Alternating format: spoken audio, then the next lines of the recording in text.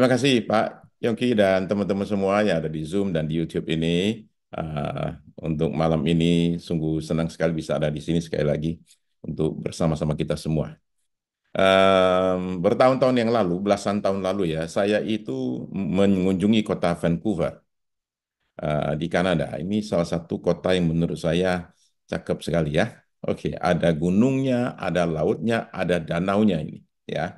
Jadi kalau Tuhan berkenan, tahun depan saya mau ke Vancouver, on the way ke New York, on the way ke New York, mampir di Vancouver. Oke, ya. Nah, belasan tahun lalu saya itu melayani di kota Vancouver dan diminta lakukan satu hal yang unik, yaitu saya disuruh melayani sekelompok tunawisma di pusat kota Vancouver.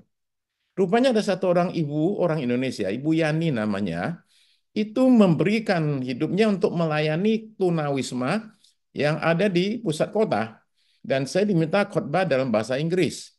Yang bikin saya keringatan bukan khotbah bahasa Inggrisnya, oke? Okay? Yang bikin saya keringatan hari itu sekalipun winter, saya keringat ya, keringat basah. Itu gara-gara begini. Ada satu orang duduk di baris paling depan. Yang ini semua tunawisma ya, homeless ya. Eh, nah, yang satu ini duduk paling depan, kelihatan sekali dia mabok. Saya nggak tahu maboknya mabok apa nih. Ini mabok narkoba apa, mabok alkohol, saya nggak tahu. Tapi setiap kali saya ngomong apapun juga, dia akan teriak, not true, not true, not true, not true. Demikianlah sepanjang saya khotbah, teroris itu bikin saya benar-benar keringatan di musim dingin. Oke, bukan keringatan sampai wah, terganggu sekali. Saya bicara soal Yesus pengharapan sejati. Ya, ketika saya mengatakan Jesus is our only hope, dia bilang not true. Oke, setelah setengah jam akhirnya khotbah selesai. Oke, penyiksaan berhenti akhirnya. Oke, nah saya turun dari mimbar. Nah, yang satu tadi itu teroris itu datangin saya salaman. Dan ketika salaman nama saya lihat di sini ada ngalir air liur gitu, apa gitu, oke. Dia salaman dan nggak mau lepasin tangannya. Dia pegang tangan saya berusaha lepas, dia nggak mau kasih lepas, oke. Dia pengen ngobrol sama saya. Aduh, akhirnya berhasil lepas juga sih ya dari tangannya itu, ya. Nah, eh, begini, cobalah bayangkan Bapak Ibu sekalian, teman-teman sekalian, seandainya orang itu ikut saya 24 jam kemanapun saya pergi. Kira-kira seperti apa hidup saya kalau ada orang kayak gitu itu dampingin saya 24 jam. Kayak apa tersiksanya saya dengan satu orang seperti begini. Ya, bisa bayangin nggak? Oke. Nah, saya ingin teman-teman semua tahu bahwa Rasul Paulus itu mengalami hal yang kurang lebih sama. Jadi hari ini dalam pemberitaan firman Tuhan ini, saya mengajak kita semua ini untuk mengalami suatu perubahan cara pandang tentang berbagai hal dalam hidup ini yang bikin kita nggak nyaman. Yuk kita baca ya, 2 Korintus pasal 12 ayat yang ke-7. 2 Korintus 12 ayat 7. Dan supaya aku jangan meninggikan diri karena penyataan-penyataan yang luar biasa itu, jadi rupanya ayat sebelumnya dia bicara dia dibawa ke sorga dan melihat berbagai hal yang nggak bisa diomongin. Jadi supaya aku jangan jadi sombong, katanya, maka aku diberi suatu duri di dalam dagingku, yaitu seorang utusan iblis untuk menghantam aku, supaya aku jangan meninggikan diri. Nah, ini bicara soal duri, saudara di Alkitab. Duri itu penting di Alkitab. Ada namanya mahkota duri. Seperti apa sih mahkota duri tersebut yang dikenakan ke kepala Tuhan Yesus waktu dia itu disiksa menjelang salib? Ini adalah foto saya, yang belakang itu jaket merah itu saya. Saya lagi megang itu yang namanya Spina Christi kalau tidak salah namanya. Jadi rupanya salib Tuhan Yesus dibuat dari tanaman ini. Nah, saya ini nggak sengaja saja goresin tangan saya ke duri ini, panjang kira-kira 5 sampai 10 cm. Itu langsung berdarah loh tangan saya. Langsung berdarah, ya. Nah, sekarang bayangkanlah bahwa ini dirangkaikan menjadi mahkota, ditaruh ke kepala, dan di kepalanya naruhnya itu bukan hati-hati itu, ya. Itu naruhnya itu supaya dia tersiksa sakit. Jadi bayangkan betapa kejamnya ini siksaan dialami oleh Tuhan Yesus, ya. Nah, itu duri, mahkota duri. Lalu ada namanya duri dalam daging yang kita baca kutipan ayat di atas ini. Duri dalam daging, ya, found in the flesh, itu adalah istilah untuk menggambarkan sesuatu atau seseorang yang menyebabkan kesusahan, penderitaan, ketidaknyamanan, gangguan dalam hidup seseorang. Nah, ayat yang tadi kita baca adalah salah satu ayat di Perjanjian Baru yang paling banyak diperdebatkan. Sudah tak terhitung banyaknya ahli teologi habiskan energi, waktu, dan tinta, mutar otak, kerutkan kening, ngotot berdebat dengan sesama ahli. Ini apa istilah yang dimaksud, apa maksud dari istilah duri dalam daging yang dimasukkan oleh Paulus?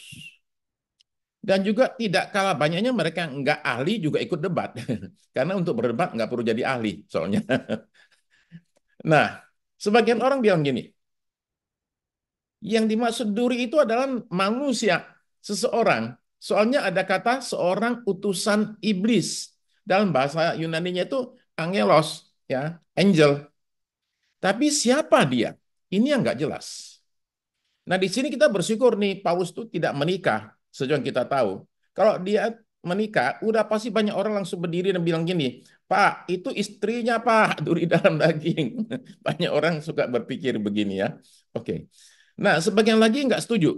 Sebagian lagi bilang, bukan, bukan. Itu bukan orang. Itu adalah penyakit diderita yang diderita oleh Rasul Paulus.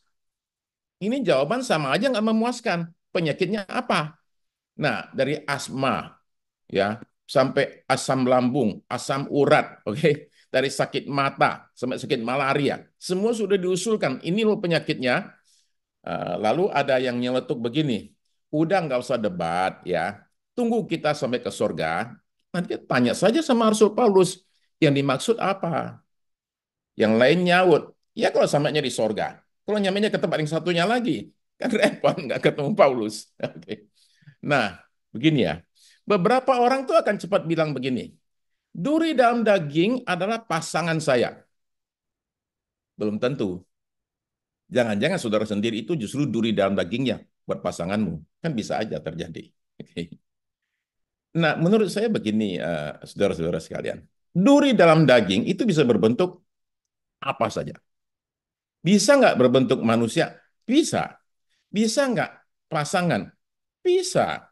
Bisa nggak orang tua? Bisa. Bisa nggak anak sendiri? Bisa. Bagi yang lain, duri dalam daging itu bisa mertuanya, mantunya, iparnya. Bahkan saya ada curiga nih, duri dalam daging bisa aja nggak di rumah. Sebelah juga bisa, tetangga saya duri dalam daging. Atau bahkan presiden baru duri dalam daging, bisa juga nih. Ternyata yang saya pilih nggak dapat nih, akhirnya duri dalam daging nih. Tiap kali lihat wajahnya di TV, saya langsung kesel. Itu duri dalam daging, saudara sekalian. Duri dalam daging juga bisa kelemahan tertentu, kekurangan tertentu dalam hidup seseorang. Ya, tapi hari ini pertanyaan kita bukanlah siapakah duri dalam daging dalam hidup saya. Bukan. Pertanyaan kita adalah apa yang harus saya perbuat jika dalam hidup saya punya duri dalam daging. Seseorang yang bikin hidup saya susah nih. Ya. Nah, seseorang yang bikin saya menderita atau barangkali suatu keadaan yang bikin saya nggak nyaman sekali.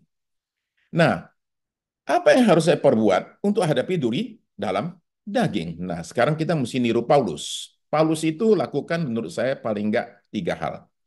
Nomor 1, Paulus mendoakan durinya. Ini yang pertama dia perbuat, dia berdoa. Oke. Nah, duri dalam daging itu versi mini dari salib. Bedanya gini loh, duri itu tidak sampai membawa kematian. Tapi duri itu mengganggu. Apalagi duri yang menancap dalam daging, entah di bagian mana tubuh kita kan. Coba bayangkan ya, teman-teman sekalian. Bahwa kita punya duri dalam daging, eh, di kaki kita contoh. Setiap pijakan kaki, itu sakit. Kayak apa rasanya itu? Itu kayak orang asam urat kelas tinggi ya. Oke, ya. Nginjek aja sakit. Bayangkan ya, kalau itu duri itu ternyata ada, mohon maaf, di pinggul kita. Waduh, pas duduk kayak apa rasanya? Langsung bangkit diri, saudara sekalian. Ya, jadi makanya tidak heran Rasul Paulus mengajukan permohonan kepada Tuhan supaya duri ini dihilangkan. Ya. Jadi dia kan berdoa di ayat 8 ya. Coba perhatikan ayat 8. Oke. 2 Korintus pasal 12 ayat yang ke-8. Tentang hal itu, aku sudah 3 kali berseru kepada Tuhan supaya utusan iblis itu mundur dari hadapanku. Ya. Nah, di awal kalau orang punya duri dalam daging, orang tuh akan bertanya-tanya, kenapa ya saya ini kok ada ini duri dalam daging ini nih? Kenapa sih ada orang ini atau keadaan ini bikin saya susah? Dan salah satu pertanyaannya adalah, ini duri dalam daging ini datang dari mana ya? Nah, karena jawabannya itu akan menentukan tindakan selanjutnya. Kalau dari iblis, kita akan mati-matian berusaha menyingkirkan duri itu dalam hidup kita. Kalau bukan, ya tindakan kita berbeda. Nah, itu yang terjadi pada Paulus. Dia tahu persis, ini duri dalam daging ini adalah utusan iblis, jelas. Maka dia berdoa supaya durinya itu disingkirkan. Perhatikan ya, tadi ayat 8 itu mengatakan, aku sudah 3 kali berseru kepada Tuhan.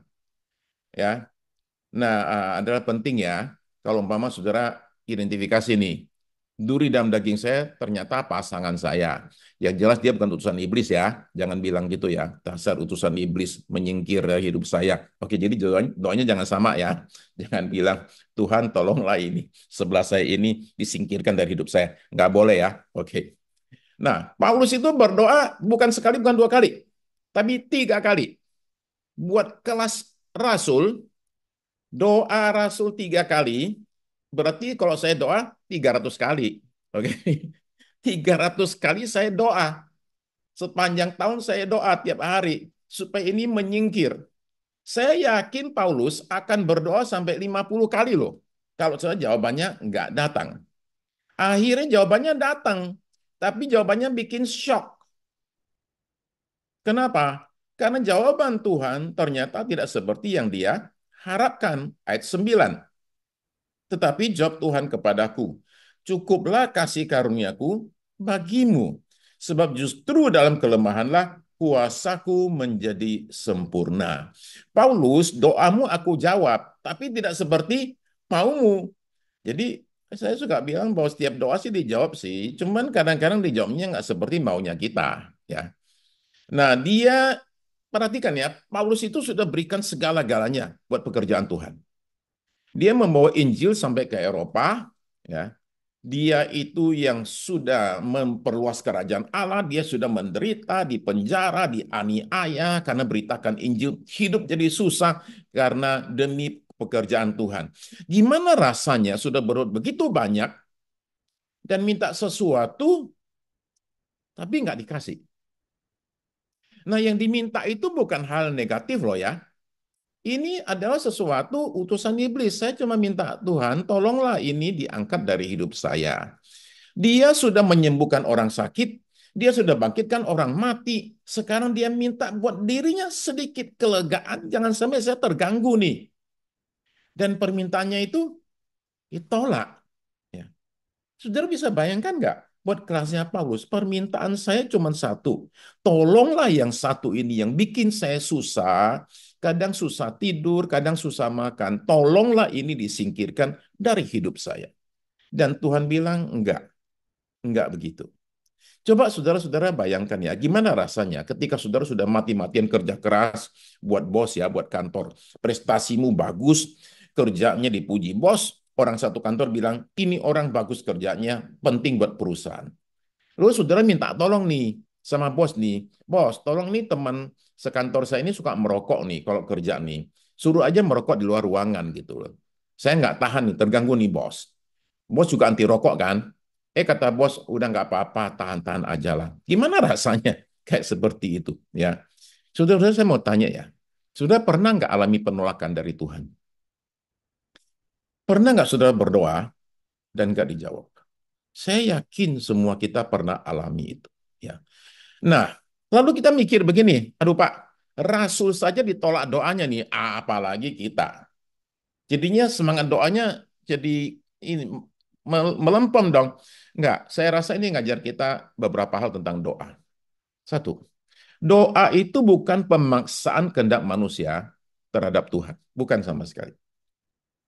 Kalau semua doamu harus dijawab sesuai dengan maumu, berarti kamu sudah jadi Tuhan, ya kan? Kehendakmu jadi terus. Jadi doa bukan pemaksaan kehendak. Nomor dua, doa itu akan pasti dijawab kalau kita berdoa sesuai kehendak Tuhan. Jadi saya rasa kita mesti mulai periksa nih, apakah doa saya ini sesuai dengan kehendak Tuhan apa enggak sebelum kita berdoa. Saya kasihkan contohnya ya, 1 Yohanes pasal 5 ayat 14. 1 Yohanes 5 14. Ini nasihat dari Rasul Yohanes. Dan inilah keberanian percaya kita kepadanya, bahwa ia akan mengabulkan doa kita jika kita meminta sesuatu kepadanya menurut kehendaknya. Jaminan doa kita dijawab kalau doa kita sesuai dengan kehendak Tuhan. Jadi karena itu saya perlu benar-benar sebelum saya berdoa itu pengen tahu doa saya sesuai nggak dengan kehendak Tuhan. Lalu saudara bilang gini, aduh Pak, doa kok susah juga ya, rumit juga ya. Ya enggak juga sih. Kalau saudara berikan waktu buat baca Alkitab, nggak akan terlalu sulit mengetahui kehendak Tuhan. Contoh, 1 Timotius pasal 2 ayat 3 dan 4.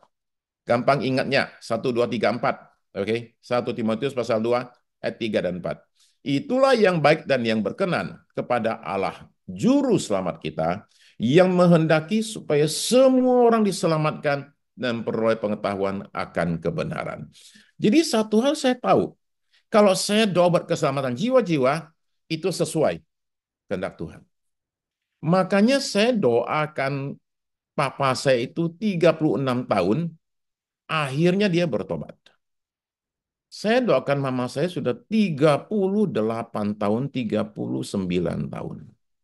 Saya akan doa terus. Kenapa? Karena saya tahu satu hal saja. Ini doa sesuai kehendak Tuhan. Kalau doa nggak sesuai kehendak Tuhan, saudara mendingan berhenti.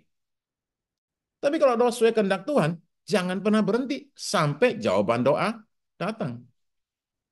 Jadi saya akan kuat berdoa buat mama saya 40 tahun, 50 tahun. Saya akan doakan. Karena saya tahu ini kehendak Tuhan. Karena itu saya nggak capek doa. Kecuali yang bukan kehendak Tuhan, saya mendingan berhenti untuk apa berdoa. Nah, saudara sekalian, Tuhan Yesus saja berdoa dalam doanya adalah singkirkan cawan ini, tapi jangan kehendakku, melainkan kehendakmu lah yang jadi. Jadi adalah penting ketika kita bicara konteks doa untuk pastikan bahwa yang kita doakan ini kehendak Tuhan.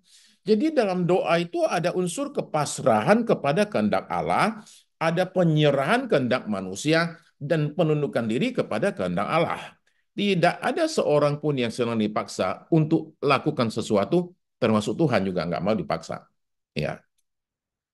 Nah, ini bukan berarti orang nggak boleh mendesak Tuhan ya.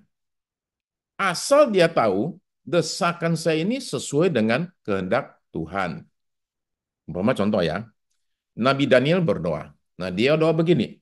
Daniel 9 ayat 19. Saya bacakan dari versi BIMK, Bahasa Indonesia Masa Kini. Tuhan, dengarlah kami. Ampunilah kami. Perhatikanlah kami. Dan bertindaklah segera. Janganlah lama-lama. Supaya semua orang tahu bahwa engkau lah Allah. Sebab Yerusalem umatmu adalah milikmu yang khas. Jadi dia minta Tuhan jangan tunda-tunda, jangan pakai lama kalau jawab doa, cepetan dong. Nah, oke.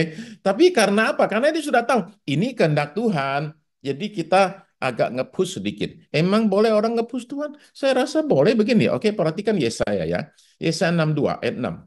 Yesaya bilang begini. Di atas tembok-tembokmu, hai Yerusalem, telah kutempatkan pengintai-pengintai. Itu kata Tuhan. Sepanjang hari dan sepanjang malam mereka tidak akan pernah berdiam diri. Tapi sekarang bicara kepada umat Tuhan. Hei kamu yang harus mengingatkan Tuhan kepada Sion, janganlah kamu tinggal tenang. Dan janganlah biarkan Tuhan tinggal tenang sampai ia menegakkan Yerusalem dan sampai ia membuatnya menjadi kemasyhuran di bumi. Jangan biarkan Tuhan itu tinggal tenang di sorga. Ingetin dia terus. Intinya kira-kira begitulah. Nah, ayat ini saya pakai ketika saya mendoakan mertua saya. Mertua saya itu seorang yang sangat anti Tuhan. Mertua saya itu ketika masih hidup, itu adalah seorang yang suka meramal gitu, ya. Pinter meramal, pinter baca ini itu. Seseorang yang sangat anti Tuhan. Ketika anak-anak perempuannya itu jadi Kristen, dia keluar air mata. Ya. Nah, jadi ini seorang yang sangat anti Tuhan. Dan kemudian ketika saya pergi ke rumahnya di Kupang, saya masuk kamarnya, dia nggak ada di kamar. Saya berlutut di ranjangnya, saya ambil dia punya guling, saya cengkeram dan saya bilang begini, Tuhan, takkan kubiarkan Tuhan tinggal tenang di sorga sampai orang tua ini selamat. Itu doa saya. Saya nggak akan biarkan Tuhan tinggal tenang di sorga. Tahtanya saya goyangin terus. Tuhan itu terganggu. Oke. Akhirnya mertua saya bertobat, saya yang baptis dia. Oke, ya. Nah, itu adalah sesuatu hal yang kita boleh ngotot yang kayak gitu, ya. Nah, oke. Jadi Paulus itu mendoakan duri dalam daging, ya. Hal tertentu seperti keselamatan jiwa-jiwa kita boleh mendesak Tuhan. Tapi hal tertentu untuk pribadi kita, kalau permintaan kita ditolak, lakukan langkah yang kedua. Apa langkah yang kedua? Paulus mengandalkan kasih karunia Allah dalam menghadapi duri dalam dagingnya. Ayat 9 bilang gini, 2 Korintus pasal yang 12 ayat 9. Tetapi jawab Tuhan kepadaku, cukuplah kasih karuniaku bagimu, sebab justru dalam kelemahanlah kuasaku menjadi sempurna. Nah, duri ini aku biarkan kata Tuhan, sekalipun ini dari iblis. Jadi Tuhan itu dalam hikmatnya yang tak terhingga, tak terbatas, mampu memanfaatkan apa yang dirancang jahat buat kita, dia ubah menjadi baik. Sebab Allah turut bekerja dalam segala perkara untuk mendatangkan kebaikan. Jadi kata Tuhan kepada Paulus, Paulus kamu akan bisa atasi duri ini dengan mengandalkan kasih karuniaku. Nah, apa itu kasih karunia, saudara sekalian? Kasih karunia itu ada 4 sisi, supaya kita gampang ngerti. Sisi yang pertama adalah, kasih karunia itu ada sisi keselamatan. Jadi kita selamat karena kasih karunia. Ya. Di sini ini maknanya adalah suatu anugerah pemberian kepada seseorang yang sebenarnya tidak pantas menerimanya. Bukan hanya nggak pantas menerima, tapi melakukan hal tertentu yang membuat dia justru nggak pantas menerima. Itu namanya kasih karunia dalam hal keselamatan. Kemudian yang kedua adalah ada yang namanya kasih karunia dalam wujud pengampunan. Ya. Nah, ini pengampunan ini saya nggak tahu saudara-saudara pernah nggak ngalami begini ya? Oke, bikin salah, datang sama Tuhan, kemudian minta ampun. Ya diampunilah, terus ngulang lagi. Pernah nggak? Saya pernah soalnya. Oke, demikianlah kita kadang-kadang manusia itu bandel. Ya, kita bandel nih. Tapi kasih karunia Tuhan mengalir melalui yang namanya pengampunan buat kita semua. Jika kita mengaku dosa kita, Tuhan itu setia dan adil. Sehingga ia akan mengampuni kita dan menyucikan kita dari segala kejahatan. Pengampunan Tuhan itu luar biasa indahnya, luar biasa besarnya, sehingga tidak ada dosa manapun di dunia ini yang dilakukan orang, kecuali satu saja menghujat Roh Kudus, yang nggak bisa diampuni. Ya. Nah, lalu kemudian kasih karunia sisi yang berikutnya adalah pemakaian. Jadi semua kita ini dipakai Tuhan bukan karena kita baik, tapi karena kasih karunia Tuhanlah. Kata Paulus, aku ini ada saat ini seperti yang ada sekarang itu karena kasih karunia Allah yang bekerja dalam diri saya. Saya bisa dijadikan berkat, saya melayani karena apa? Kasih karunia. Lalu kemudian aspek terakhir kasih karunia adalah kekuatan. Jadi kasih karunia itu memampukan saya untuk menjalani situasi-situasi yang sebenarnya secara manusiawi saya nggak kuat. Sebab kita nggak akan kuat menghadapi duri dalam daging kalau bukan mengandalkan kasih karunia Tuhan. Kasih karunia Tuhan memampukan kita menghadapi duri dalam daging dengan benar. Maksud saya begini, kalau orang tanpa kasih karunia, hadapi duri dalam daging, saya kasih tahu apa yang terjadi. Dia akan jadi orang yang pahit. Dia akan jadi orang yang tukang ngomel. Dia kutuki duri dalam dagingnya. Dia benci dengan duri dalam dagingnya. Kita akan mikirnya segala cara, dari cara benar sampai cara nggak benar. Untuk apa? Singkirkan duri dalam daging dalam hidup kita. Nah, karena kasih karunia, saya punya kekuatan hadapi duri dalam daging. Cuman masalahnya begini, saudara sekalian. Kasih karunia yang memberi kekuatan ini hanya muncul ketika kita lemah. Ya. Kasih karunia ini bukan milik orang kuat. Kalau orang rasa dirinya kuat, dia nggak dapat kasih karunia. Kasih karunia hanya diberikan kepada sekelompok orang, yaitu orang yang lemah dan menyadari kelemahannya di hadapan Tuhan.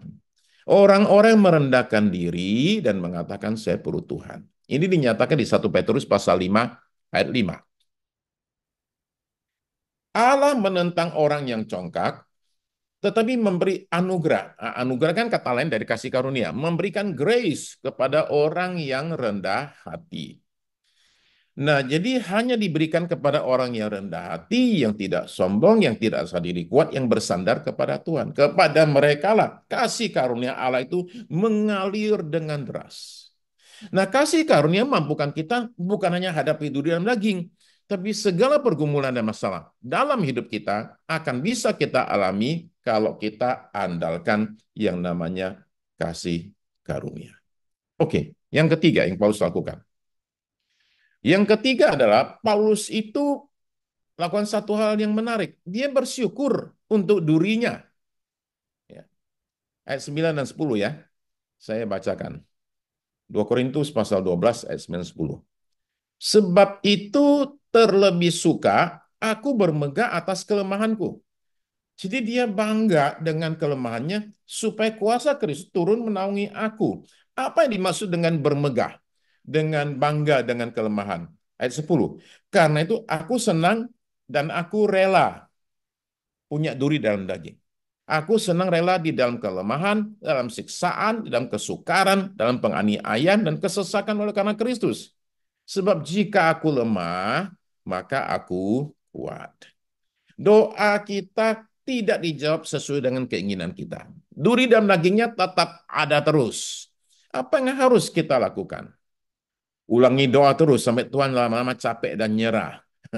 Atau kita menyesuaikan pikiran, pandangan, keinginan kita kepada keinginan dan kehendak Tuhan. Nah, saudara sekalian, coba dengar baik-baik ya. Bahwa seseorang seperti Paulus itu bisa bersyukur buat hal yang tidak enak. Duri dalam daging.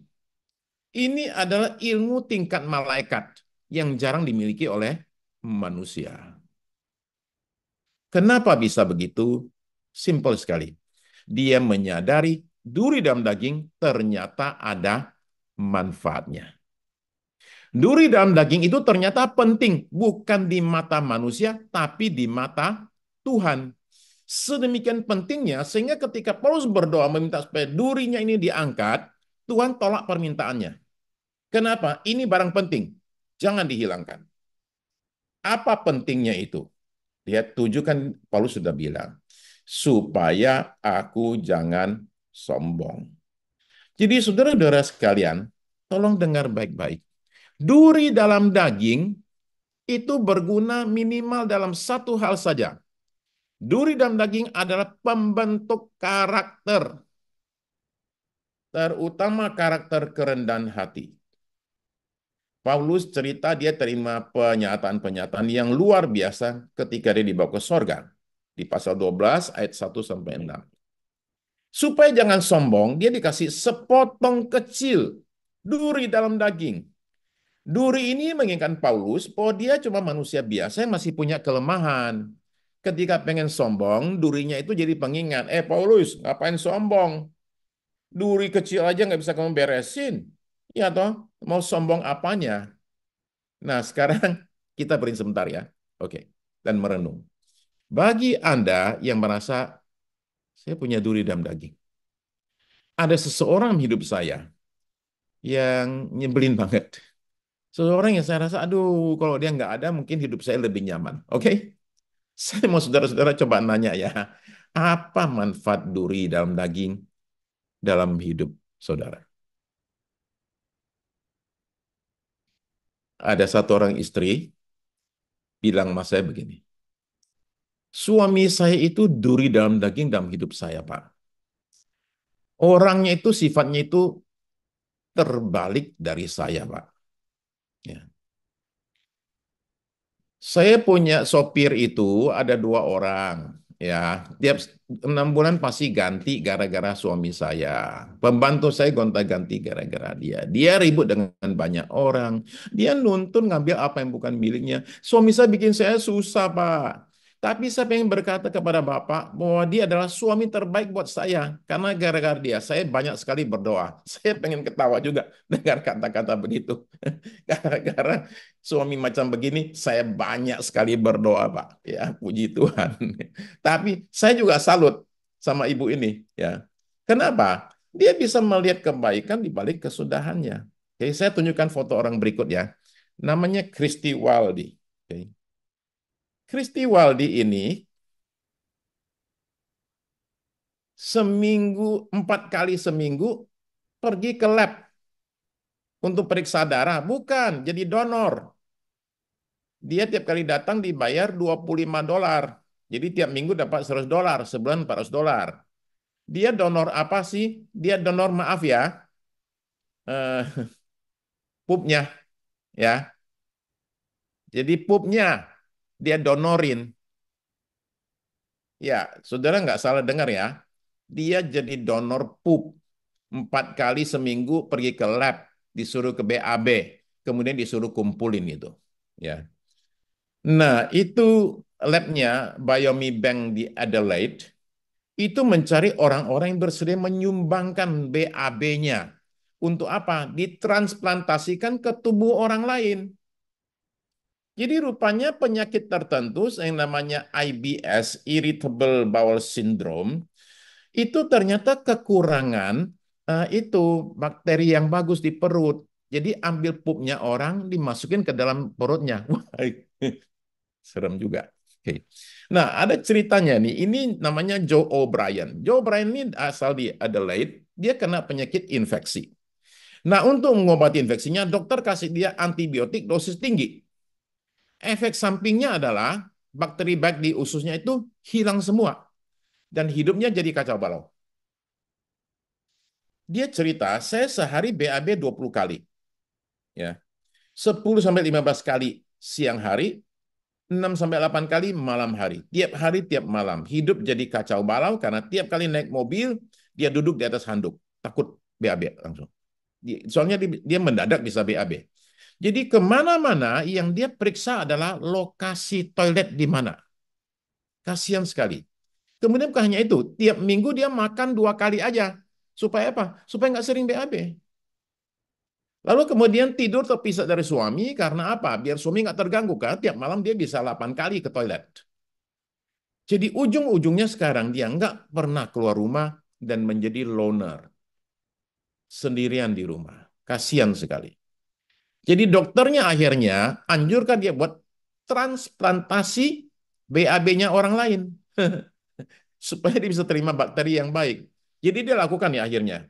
Diambillah, dicarilah BAB-nya orang, pupnya orang, dimasukkan ke dalam perutnya. Dan ternyata hidupnya jadi normal lagi. Sembuh itu gara-gara pupnya orang lain. Jadi saudara-saudara sekalian, lain kali kalau ke toilet dan BAB, tolong jangan pandang enteng yang keluar itu. Oke. Ya.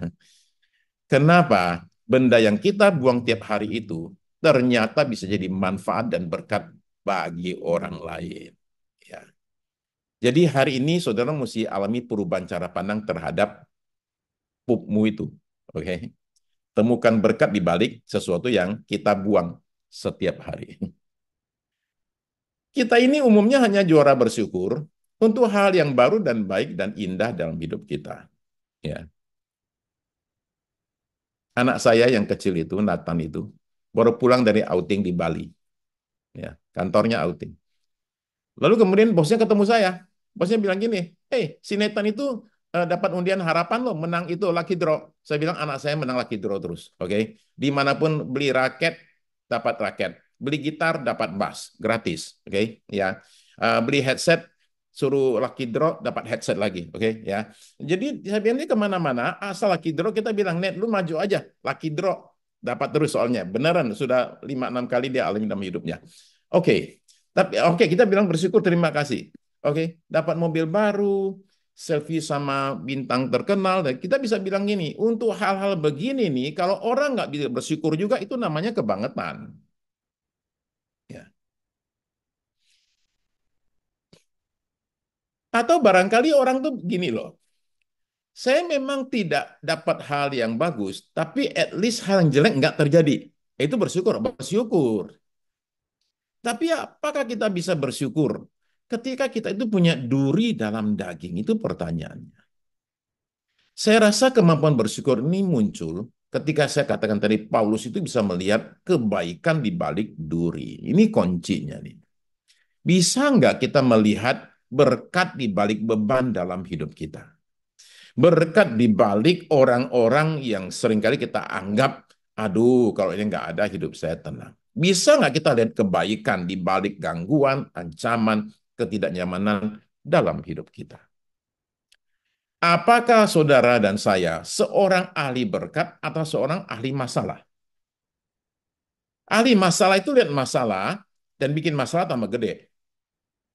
Ahli berkat adalah lihat berkat di balik masalah dan bikin berkatnya kelihatan lebih besar. Ya. Saya kutip Helen Keller ya. Helen Keller bilang begini, I thank God for my handicaps, for through them I found myself, my work, and my God. Saya bersyukur kepada Tuhan untuk kekurangan saya. Karena melalui kekurangan ini, saya menemukan diri saya, karya saya, dan Tuhan saya. Dari kecil Helen Keller itu kan buta. Ya. Dan karena satu orang guru, Annie Sullivan kalau saya nggak salah ingat, yang mengajar dia. Karena dari kecil tuh dia itu liar, karena buta itu kan.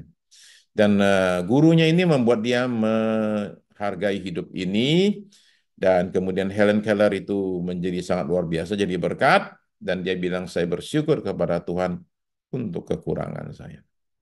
Bisakah kita tiba pada satu titik mengucapkan hal yang sama? Tuhan, aku ini bersyukur sekali. Untuk hal-hal yang sebenarnya orang anggap kekurangan dalam hidup saya.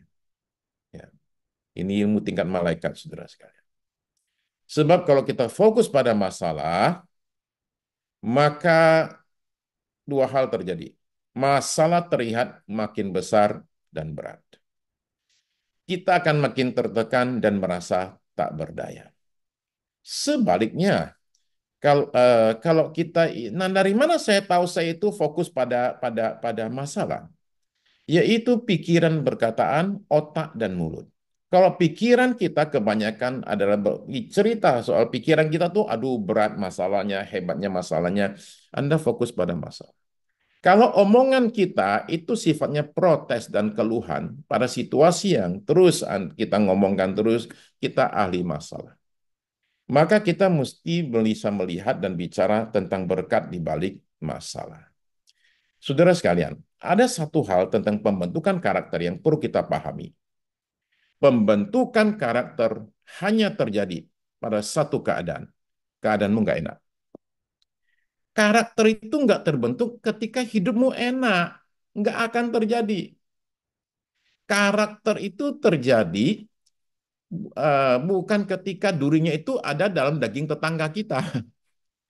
Ketika duri daging kita, di situ karakter terjadi. Nah, ketika saudara bisa bersyukur, duri dalam daging berhenti menjadi duri dalam daging. Dia justru menjadi sesuatu yang diterima dengan baik, bahkan bisa dibanggakan. Enggak apa-apa saya punya duri dalam daging. Saya justru senang punya duri dalam daging. Sebab itu terlebih aku bermegah atas kelemahanku supaya kuasa Kristus turun menaungi aku. Karena itu aku senang dan rela di dalam kelemahan, dalam siksaan, dalam kesukaran, dalam penganiayaan dan kesesakan oleh karena Kristus. Bayangkan saudara sekalian, dia tiba pada satu titik di mana dia bilang saya senang, saya rela mengalami kerugian daging ini. Saya senang hidup saya susah dianiaya kesesakan karena Kristus. Pada titik itu saudara sekalian, ini orang udah nggak bisa diganggu, digoyang sama sekali. Sebab jika aku lemah, maka aku kuat. Di sini orang jadi pemenang, bahkan lebih dari pemenang, saudara sekalian, dalam Kristus yang beri kita kemenangan. Mari kita berdoa sebentar. Saudara terkasih, saya mau saudara ambil waktu untuk merenung sebentar pada momen ini. Saya tidak tahu apa yang kita alami saat ini. Ada hal tertentu dalam hidup kita tidak nyaman, tidak sempurna. Selalu ada. Ada orang tertentu yang membuat sungguh-sungguh membuat diri kita ini sangat terganggu. Barangkali ada keadaan tertentu, gangguan tertentu, penyakit tertentu, buat kita tidak bebas. Hari ini firman Tuhan mengajak kita untuk punya cara pandang yang berbeda terhadap situasi ini. Apalagi kalau saudara sudah berdoa supaya ini beban hilang, tapi kok nggak hilang-hilang. Barangkali Tuhan punya sesuatu yang berbeda. Dia punya, dia bisa melihat bahwa hal ini penting buat kita alami. Apapun keadaanmu, siapapun orang yang kita anggap duri dalam daging. Jika saudara pada pagi ini, malam ini, dalam momen ini, bisa minta Tuhan ajari kita melihat adanya kebaikan di balik apa yang tidak enak. Dan saudara dan saya itu bisa naik tingkat dan bisa bahkan bersyukur buat hal yang sebenarnya nggak enak dalam hidup kita. Mungkin itu pasangan kita yang kita anggap nggak cocok sama kita. Mungkin itu orang tua kita atau anak kita. Mungkin itu adalah mertua kita, menantu kita, ipar kita, siapapun juga. Mungkin itu tetangga kita atau siapapun juga. Bisakah pada hari ini kita bilang, Tuhan, aku ini tidak tahu apa yang terjadi, tapi Tuhan tahu. Tunjukkan kepadaku suatu berkat di balik situasi ini. Maka kita bisa berkata seperti Paulus, Tuhan aku mau bermegah di dalam kelemahanku ini. Terima kasih Tuhan Yesus buat malam ini Tuhan.